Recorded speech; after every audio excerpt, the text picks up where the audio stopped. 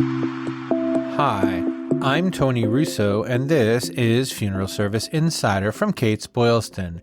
Each episode features conversations about emerging trends and news that affect the death care industry.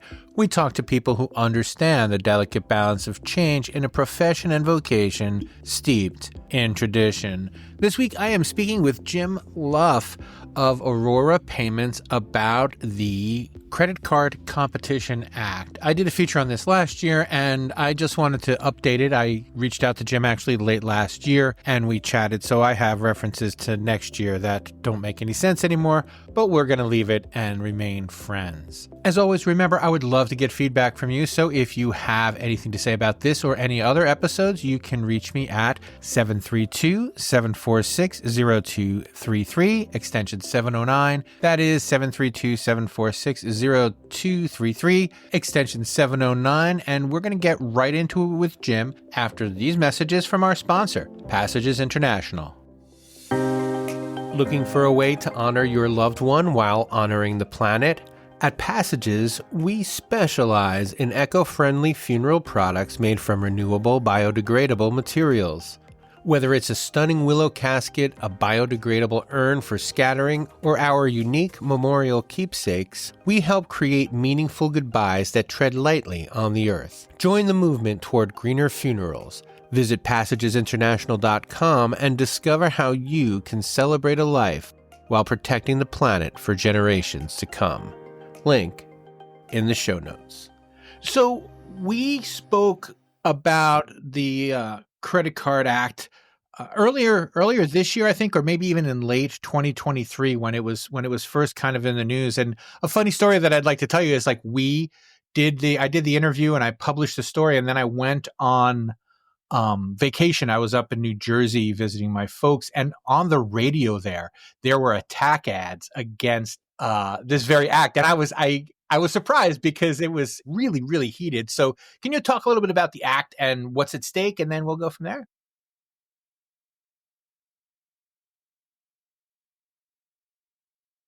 Yeah, I'll definitely cover that. Along those lines, I just read an article that the headline was Americans don't like the Credit Card Competition Act. Now, I'm going to say that probably is brought up. Here's a prime example. I went to a bakery last weekend to buy some bread bowls, and I couldn't find them in the stores anywhere. So I went to the bakery, and they had a very, very prominent sign on the front door that said all credit card transactions will incur a 5% fee for using the credit card. And that, for me being in the industry, was a little offensive because there's a maximum amount of 4% by law that any merchant can assess.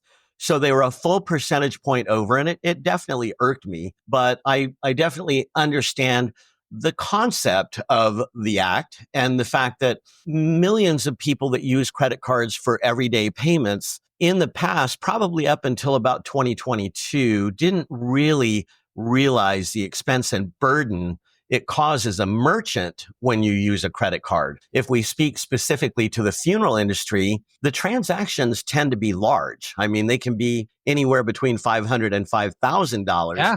And when you start tacking on fees of 3.5% to that, I don't need to do the math for you that there's a lot of money that's taken off the table. I have a friend directly who runs a out cigar of store, the profit and of that funeral. Because I was complaining about the 5%, and he was like, "Listen, people don't carry cash anymore. If someone comes in and wants just a pipe screen, it costs me more in fees. It would be cheaper to just give them the free thing if it's under $2 because I can't because the fees get so high."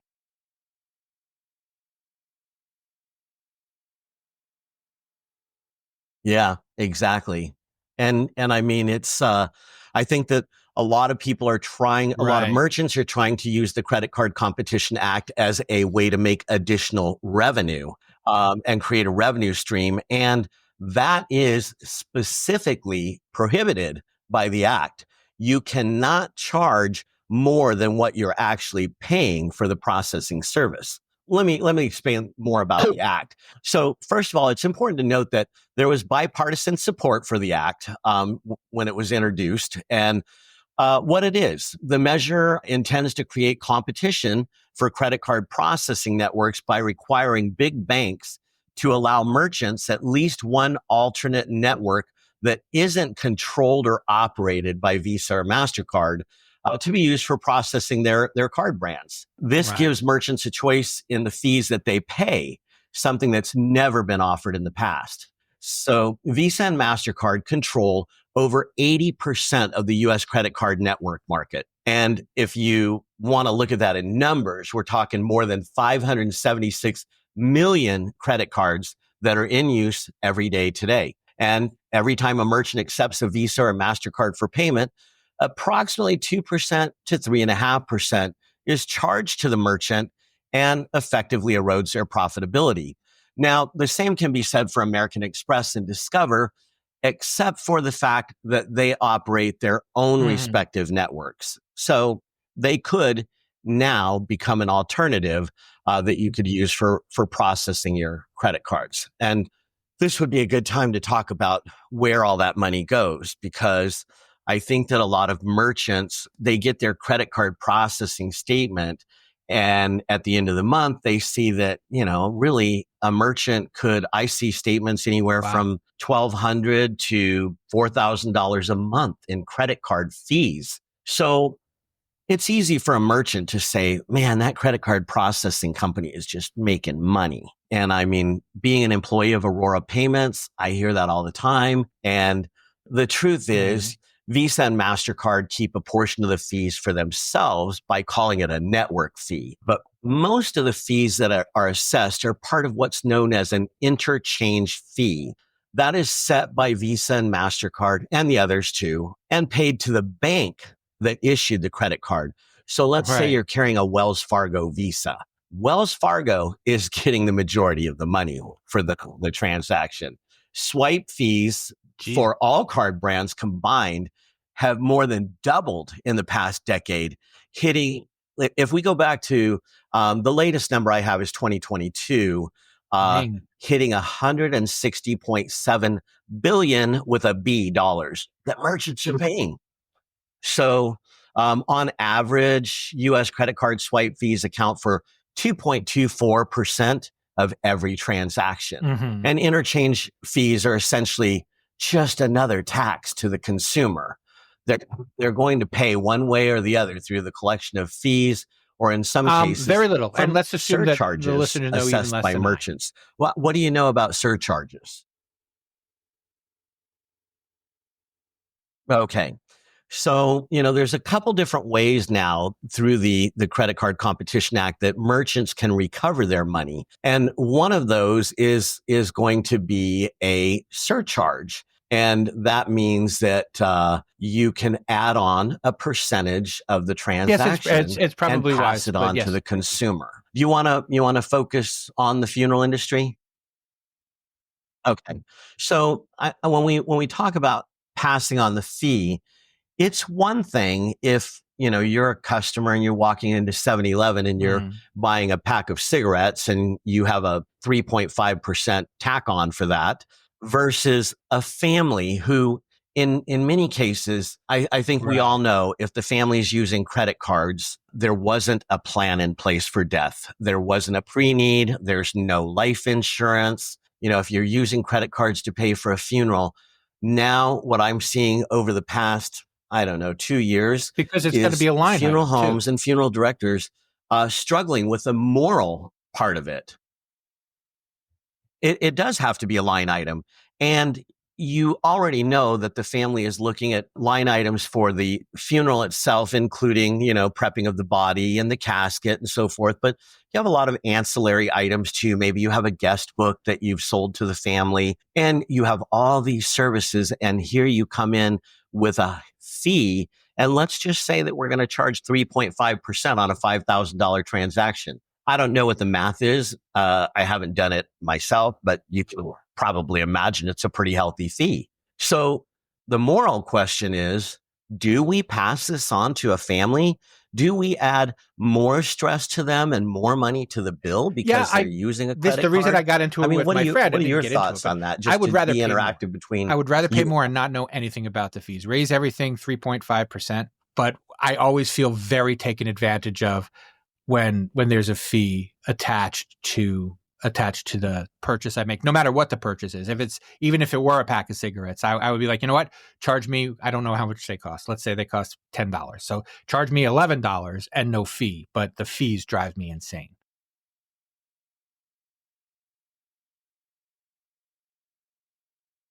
Yeah. And I think a lot of people feel that way. Right. We don't necessarily mind paying it as a consumer. We don't like to see it as a line item and know that we're being dinged for that. And I mean, when you're talking $5,000 transactions, you're seeing a pretty Yes, big well, number 'cause there. you don't charge And for the I think lights. that Like, some I know that families in can your see that as being in your prices offensive. are the But lights and the employees, and I don't need I don't need all of your expenses broken down in my price. Just tell me what I want. Exactly. And I mean, if you certainly wouldn't put down on the line item, Right. super deluxe chrome casket, our cost, our markup. You just don't do that. You build the markup into the retail price of what you're selling for. And so I think that particularly within the funeral industry, it is a moral question. And there are other things that you need to look at if you're going to make that decision to add a surcharge to families. And that is your own individual market that you work in. And if you're in a small community and there's a total of 3 funeral Right. homes and the other 2 don't, and you're the only one doing it, well, that's not going to look good from an optic standpoint. Then on the flip side, if you get together with those other 2 and you say, hey, we're all going to do this, so we quit giving away our profit, now you have what's known as collusion, and that is a federal offense. So it's darn if you do, darn if you don't situation.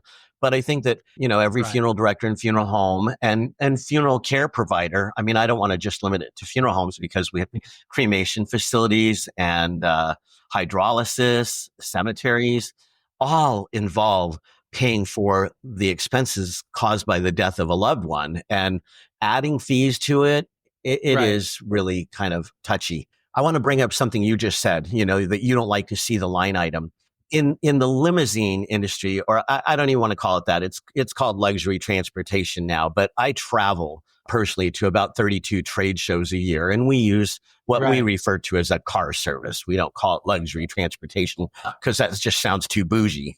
But luxury car transportation companies, the majority of them add a 20% gratuity up front, and I see that on my bill. It always irks me because I don't go to the Right. barber shop and put the barber's tip on the counter before he starts cutting my hair. I don't put a waitress's tip on the table before she served me. And I feel like that transportation industry just adds that. And so what if my chauffeur came and called me and said, hey, I can't get to you. I'm 2 blocks away. You'll have to walk to me. I get in the car's dirty. Somebody had muddy feet.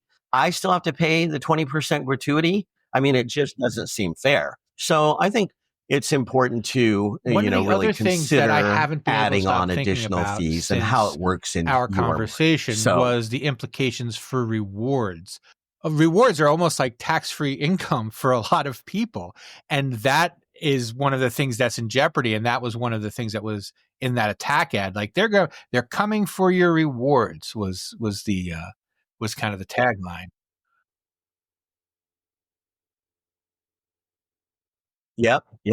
I'm Sure. definitely going to cover that because that is a real thing. And let's explain to everybody right now that the interchange rates, I mentioned that a few minutes ago, the interchange rates are set based on a particular card presented. So at Aurora Payments, we operate on a program called Interchange Plus, which means that we are going to charge a funeral director or death care provider the interchange rate for the card presented by the family plus a specific markup. So we might say it's interchange plus 0.05%.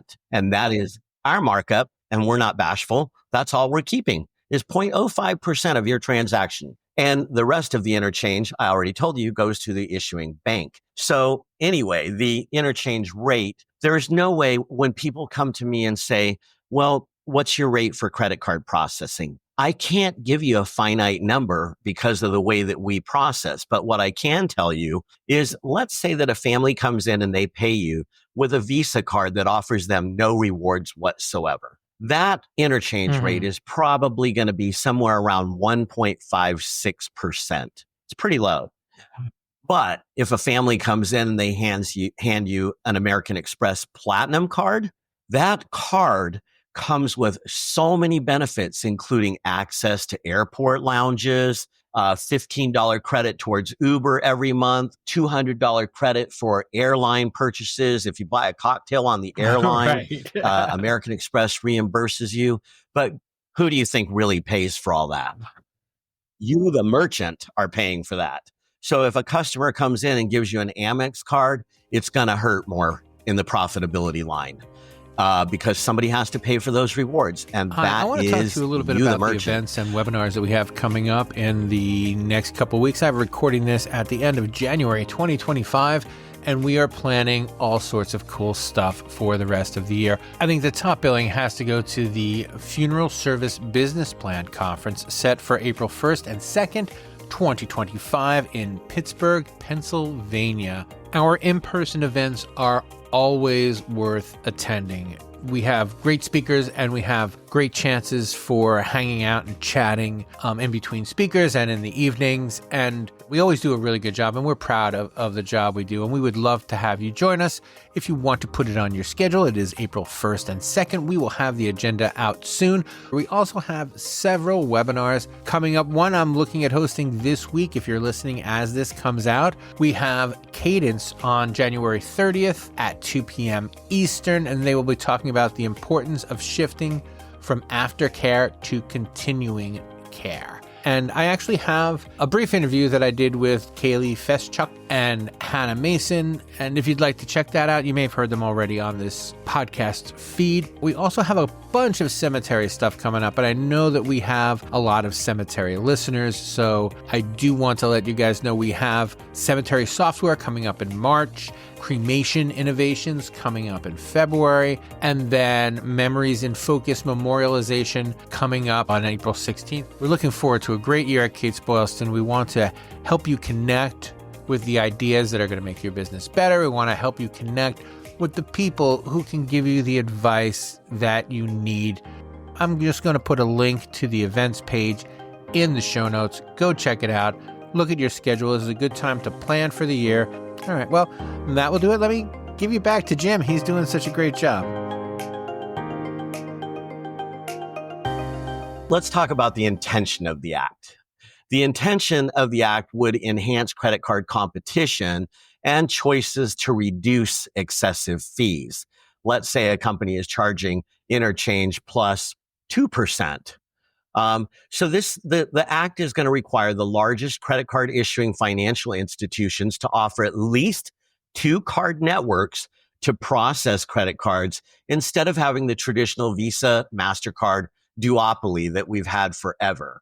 And this is only going to apply to banks that have more than $100 billion in assets and issue Visa and MasterCard credit cards. So that's going to be your Wells Fargo, your Capital One, your Bank of America.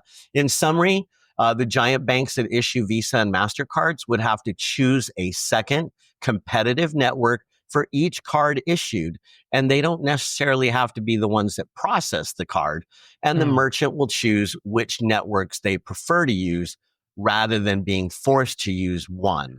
So it really, I would encourage merchants listening to our podcast that you shop around and make sure that you're getting the best deal. Let's talk about the intended results. The Competition Act is intended to incentivize better service and processing cost. I mean, it definitely made us step up in our game. All but the biggest 30 or so banks would not be subject to the bill's requirement to add a second credit card network. If the network itself is the credit card issuer, such as American Express and Discover, they would not be required to add a second network. So you're still going to pay the huge fees if somebody hands you an Amex card. On the flip side, Discover card has one of the lowest processing rates it's lowest, at about interest rate that I have 1.5%, on my but credit not card very is many Discover. people use it. Do you use Discover?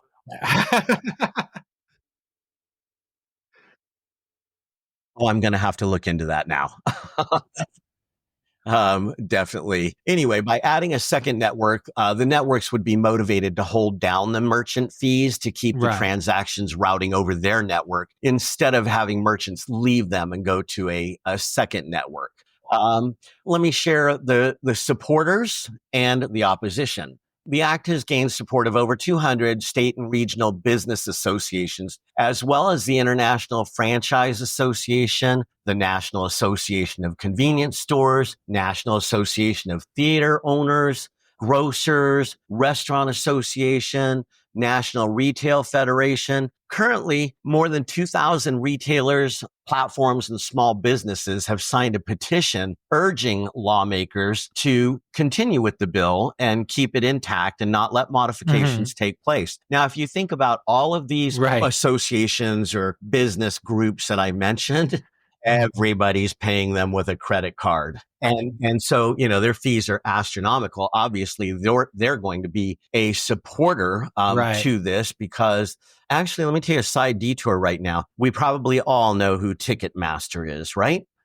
So we can credit Ticketmaster for the surcharge and indirectly driving this act because back in the day, I believe it's been 30 years since Ticketmaster it's one of the introduced one of the what we jokes all I have come like to know to and tell people hate is that as I the didn't see the Rolling convenience Stones fee. because it was $30 a ticket, and I said I'm not paying $30 to go to a concert. That's ridiculous, and it was because of the fee. It costs more to see the Rolling Stones now, though. Yeah. So let me tell you why Ticketmaster chose to call it a convenience fee back in the day. All of the credit card issuers, MasterCard, Visa, American Express, and later Discover, basically signed agreements with their merchants who took the card that said, you absolutely cannot charge more to any customer using our credit card in your facility, or we will kick you out of our program so fast you won't know what hit you. And a merchant would then be unable to take Visa cards. It doesn't matter who their credit card processor is. Visa would lock them out. So nobody wanted to risk that. Then Ticketmaster came up with this great idea and said, everything we do is online or by phone. Therefore, we're offering convenience to our customers and they should pay for that convenience. So they created the term convenience fee and therefore bypassed the regulations that were not law, but were regulations of the credit card brands. And there was nothing the credit card brands could do to them to stop them. Later in life, we saw gas stations introduce the cash price and credit card price.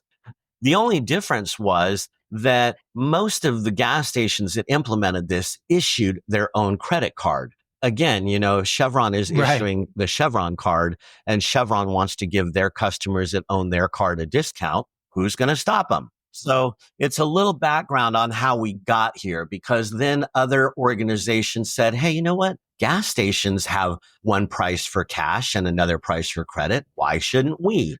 And we started seeing this creep into our society. And now we are where we are today. So let's talk about the opposition. Visa, MasterCard, Discover, and Capital One have all gone on record to say the bill is going to hurt consumers by diminishing or eliminating credit card rewards programs that are funded by the fees, as well as reducing funds available for fraud protection efforts. A certain amount of the money that's collected in interchange fees and other fees go towards technology. I don't need to tell you that credit card fraud is rampant in, I don't want to say America, credit card fraud is rampant in the world. And, some of the money is spent on fraud protection technology efforts, and that money will no longer be there. The Electronic Payments Coalition, that's a group representing banks, credit unions, community banks, and even payment card networks, said this legislation is adding billions of dollars to the bottom lines of mega retailers every year and describes the bill as a bait and switch act that harms consumers. and says that the bill would eliminate almost all of the funding that goes towards popular credit card rewards programs. They also predict it will weaken cybersecurity protections and reduce access to credit, while ultimately giving the decision-making of where a transaction is going to be routed to the merchant instead of the card issuer or the consumer. It could end up being routed over a cheaper network, offering fewer fraud protections or little to no customer rewards to program. me, less and at less the top than they of the were program, before. we Since talked we've about spoken, those my rewards whole programs. idea How about important are they to changes. you? I would rather pay less and get no. I would rather never have to pay another credit card fee again and not get whatever $12 a month. And I mean, I don't buy a lot, so that's another thing. But so they're not critical to me, but I know that especially for funeral directors, they use those points. They put everything on the credit card so that they can use the points.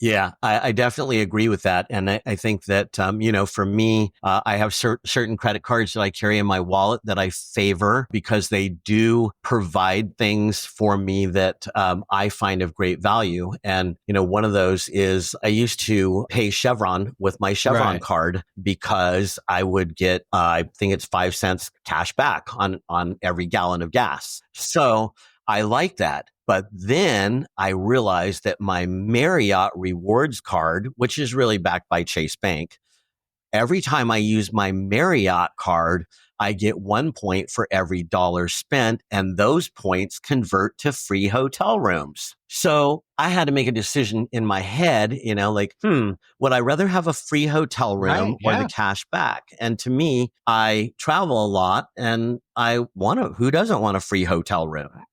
So, but as you mentioned, the credit card, the rewards programs, there are many business cards that offer cash back to funeral directors, and they use those reward dollars for really, practical things like going to Office Depot and using points to buy reams of paper instead of paying cash. And they are beneficial.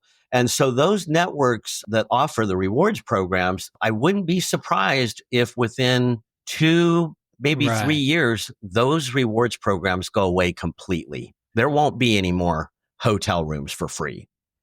I think that it does come down to, whether you want to pass the cost on to your families. And let me back up a little bit because we did talk about surcharging, but let me talk about another option. Okay. The other option is using a differentiation in cash versus credit.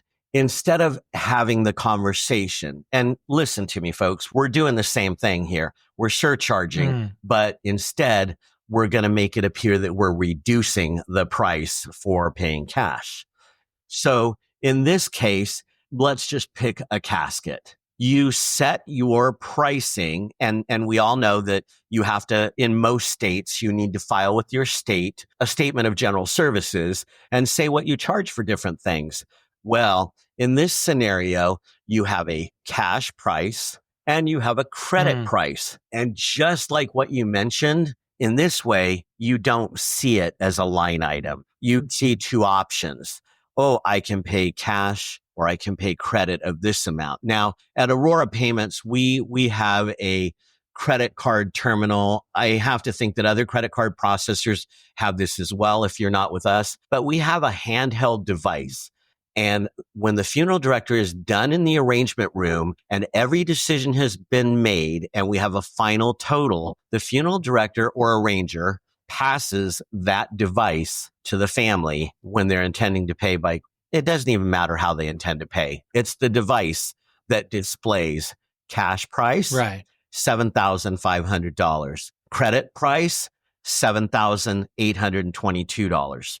Now, it avoids any awkward conversations between the director or the arranger and the family to say, hey, we're going to charge you extra if you use credit. They look at the machine and right then and there, they have the opportunity to say, you know what, we're going to go to our bank and we're going to see if we can get a loan, or we're going to go to Uncle Bob and see if he can finance it for us. We don't want to pay that difference. It's just another way of saying the same thing, and we call that cash discounting. So you can surcharge or you can do cash discounting. I do want to tell you that either way, either option that you do, this is very important that you have to have signage posted. The act requires signage to be posted at the front door, at the point of sale, and around other objects that are going to be assessed a charge, like a casket. If you're in the casket room, there needs to be signage there. So people know, from the minute they walk in. Now, point of sale is a little different. Point of sale for a store, a retail store that's going to do it, is obviously going to be at the cash register. But in a funeral home, we have arrangement rooms, or in many cases, we're seeing funeral directors actually going into the family's home and making arrangements remotely outside of the funeral home. So that works ideal to have the credit card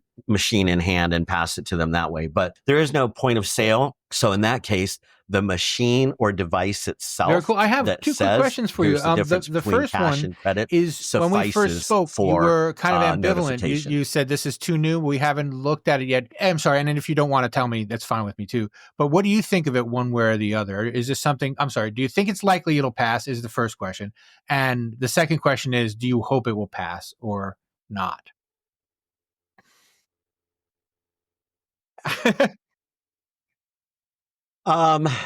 Yeah, I was ambivalent about that, but I definitely, I'm both a merchant services provider and a consumer. So of course I have to have that dividing line down the middle, that I have my personal life. And quite frankly, I don't want to see my rewards go away. I guess I would say this: I'm supportive of the measure with modifications. I don't want to see rewards programs go away. I don't want to see consumers punished by this act, but I also want to see retailers fairly compensated for the expense you cause by giving us a credit card to pay. 10 years ago, 20 years ago, I don't think that consumers ever really gave it a second thought, because it wasn't something that merchants made a big deal about to say, we're paying $2,500 a month in credit card fees. It just wasn't something that we as a society spoke about. However, before it became legal, before this bill was proposed, we started seeing little gas stations adding signs that said a $2 charge will be assessed. And quite frankly, it was illegal. It was in violation of policy of the credit card companies. But think about it. There's just too many convenience stores and mom and pops around the world to catch them all. So it started becoming commonplace. And I think that was also a driving force to the government saying, hey, are we going to allow merchants to make money off credit card processing? We don't think that they should be allowed to do this. But I really do think, in my personal opinion, that they went overboard in the proposal. But, the fact is, in 2012, the Durbin Act did pass, and that is what gave us the ability to do surcharging and cash discounting now. So there's more evolution coming on this as we continue to see the government encroach on monitoring credit card processing operations, which I don't think is a bad thing. Again, I just don't want to see consumers who place great value in a particular card, whether it's the Marriott Rewards card or your Amex card. I'm sure you have a favorite card in your wallet, and you don't want the terms of that to change. That you wanted to say, so is there something that's my thoughts that I should have asked and didn't?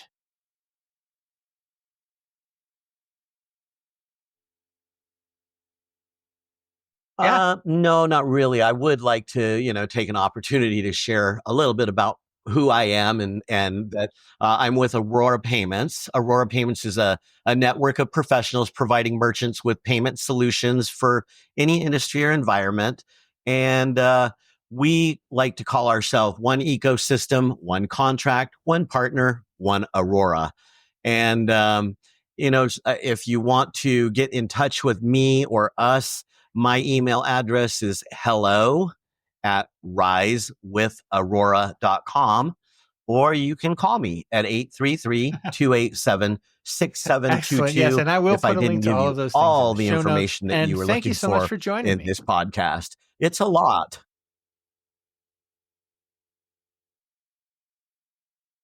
I appreciate the opportunity, and I hope that our funeral professionals listening walk away with great takeaway value.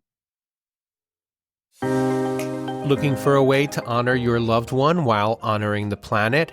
At Passages, we specialize in eco-friendly funeral products made from renewable biodegradable materials.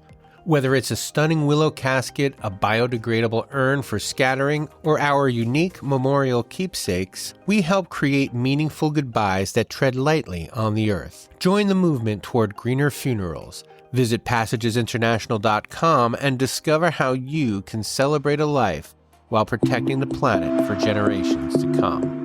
Link in the show notes.